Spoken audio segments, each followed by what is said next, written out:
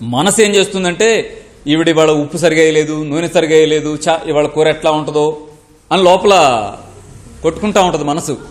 దాన్ని సాటిస్ఫై చేయడానికి ఏం చేయండి అంటే, అన్నం తినేటప్పుడు నిమ్మకాయ కట్ చేసి పెట్టుకుని ముక్క పిండండి కూర మీద కలుపుకోండి.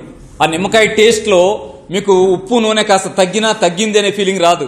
అట్టగే హోటల్లో కట్ చేసి పెడతారా ఉల్లిపాయ ముక్కలన్నీ, అక్కడికి వెళ్ళి కొరుకుతుంటాం కదా, ఎందుకు ఇంట్లో కొరకూడదా ఏంటి? కట్ చేసి ఉల్లిపాయ ముక్కలు పెట్టండి పక్కన.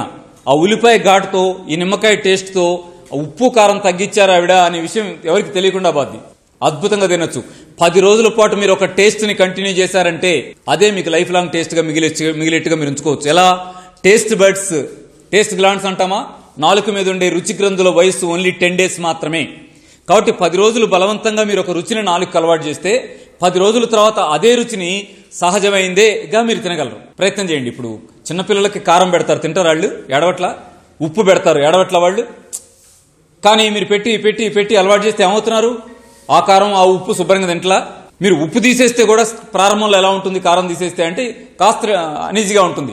10 రోజుల తర్వాత ఏంటి, అదే టేస్ట్గా ఉంటుంది. పక్కింటికి వెళ్ళి తింటే చాచా వాళ్ళు విపరీతంగా ఉప్పు వేస్తారండి అని అనాలనిపిస్తుంది.